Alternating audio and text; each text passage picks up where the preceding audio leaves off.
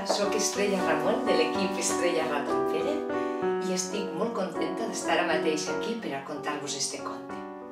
Hi havia una vegada una xiqueta que es deia Maria Elena i Maria Elena no se sabia massa bé les taules de multiplicar. És que a ella llegir li agradava moltíssim. Escriure també, fer redaccions i aquestes coses, però les matemàtiques i les taules de multiplicar... Bé, i com ella, 4 o 5 més de la classe. Així que, aquell migdia, la seva mestra els hi havia dit que l'endemà els hi feia un examen de taules de multiplicar, però que no era un examen com els altres. Era una prova ultimàtum! Se van quedar tots una mica agarrativats. Ultimàtum, què és això? Ultimàtum volia dir, segons la mestra, que qui no aprovés aquell examen, mira, a lo millor l'havien de portar a la classe dels menuts, dels petits, perquè, esclar, sense saber-se les taules de multiplicar i no podien seguir. Ui, ui, ui, Maria Elena no sabia si creure-se-ho o no, perquè la seva mestra era molt de la broma, però clar, com que ho havia dit tan en sèrio i quasi una mica enfadada i tot, aquella tarda es va posar a estudiar les taules de multiplicar com una boja. Se va estudiar la del 2, que se la sabia prou bé, la del 3, la del 4, la del 5, que com que era molt fàcil era la seva favorita, la del 6, que ja li va començar a costar una mica, la del 7, la del 7 és que és la més difícil, bueno, la més potser no, però és dificilíssima. I allí estava en la del 7, que ja es va fer l'hora de sopar, i el seu pare la va cridar per a que sortís a sopar, i va sopar en sa mare i en la família i son germà, i sopava però només pensava en la taula del 7, i la taula del 7, que encara li faltaven la del 8 i la del 9, i quasi no va parlar en tot el sopar. I quan va acabar de sopar, va demanar anar-se'n a l'habitació, cosa estranyíssima en ella, que sempre es volia quedar mirant la tele.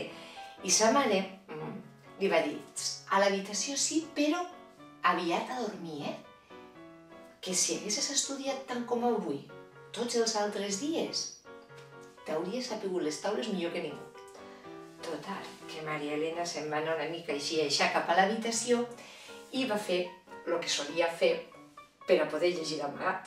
Tenia una llanterna preparada, agafava les mantes, se posava en pijama allà dins del llit, se tapava hasta dalt, encenia la llanterna, agafava el llibre, i llegia fins que no podia més i es quedava dormida. En el llibre damunt, la llanterna travessada i les mantes acotxant-la. El cas és que aquella nit, malauradament, no va fer tot el dispositiu de llegir per a llegir un llibre. Era per a seguir estudiant les taules. Li faltava la del 8 i la del 9. Va estar en la del 8 i quan va arribar a la del 9 és que ja no li entrava. Ja no li entrava, ja notava que de les orelles és que li sortia fum. Total, que en un moment de desesperació va fer baix de les mantes. És que això no ho sabré mai. I quan estava acabant de dir mai, va sentir que els seus dits li parlaven i li dient «No et preocupes, Maria Elena, nosaltres t'ajudarem». I Maria Elena va pensar «Ui, igual m'hi ha dormit i no me n'hi ha donat». I els seus dits li van dir «No, no estàs dormint, som els teus dits i te volem fer un premi». Maria Elena va dir «Quietos, espereu un moment. Si jo no estic adormida, el primer que us he de dir és que això no cola, que els dits no parlen». Però els dits de Maria Elena li van replicar immediatament «No parlem en situació normal, però és que esta és una situació d'emergència matemàtica. I a més estem molt contents en tu i t'ho volem agrair». Maria Elena va dir «Com que esteu contents en mi? Per què?» «Uf, la sort que hem tingut de ser els teus dits i no ser els dits d'algú altre. Mira, en primer lloc, mai, però és que mai, mos has posat dins del nas. T'estem molt agraïts. En segon lloc, no et mossegues les ungles. En tercer lloc, te rentes les mans molt sovint. En quart lloc, quan fa fred, sempre mos poses guants. En cinquè lloc, les ungles les portes sempre netes. Tu saps que contents que estem? No et preocupes per la taula del 9, que nosaltres demà t'ajudarem.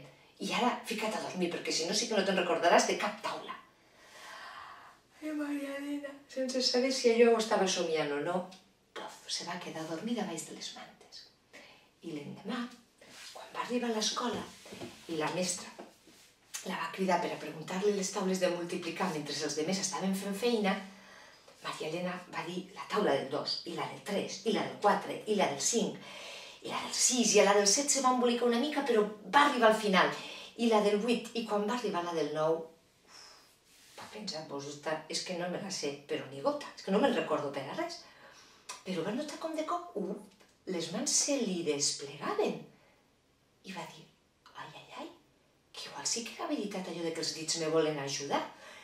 I es va animar i va començar a dir 9 per 1, i va notar com el polze, se li arrupia tot sol. I va dir, ai, que potser esta és la pista que em volien dir els meus dits. 9 per 1, va comptar ràpidament els dits que li quedaven i va dir 9 per 1, 9. 9 per 2, i va notar com l'índex també se li arrupia. I va dir, és veritat, els dits m'estan ajudant, gràcies dits.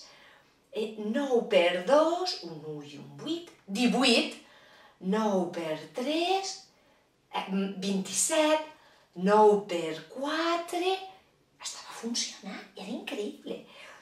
3 i 6, 9 per 4, 36, 9 per 5, 4 i 5, 45, 9 per 6, 54, Maria Elena ja l'havia agafat el truc, 9 per 7, 63, 9 per 8, 72, 9 per 9, 81 i 9 per 10, 90. I la mestra quasi aplaudís, se va posar contentíssima. En el fons, els mestres el que volen és que els xiquets sempre ho facin bé. I li va dir a Maria Elena que no calia canviar-la de classe, que s'ho havia sapigut molt bé, que continués d'aquella manera. De fet, la mestra no va canviar de classe a ningú, els que tampoc se l'havien sapigut aquell dia, tampoc els va canviar de classe, així que molt en sèrio no devia anar. El cert és que Maria Elena, a partir d'aquell dia, va seguir estudiant una mica més les mates i ja no li van anar tan malament. I sempre va cuidar les seues mans i els seus dits. De manera que si mai us trobeu una senyora, més o menys de la meua edat, perquè això ja fa uns 40 anys que va passar, doncs ni molt alta ni molt baixa, ni molt gorda ni molt prima. Ara, això sí, en unes mans cuidadíssimes, les ungles supernetes, molt elegants. Doncs igual és Maria Elena. Vosaltres fixeu-vos i ja us ho contareu, si veieu alguna Maria Elena o no. I conte contat, se'l menja el gat. I este conte de la taula del 9, doncs ja s'ha acabat. Fins al proper conte. Adéu!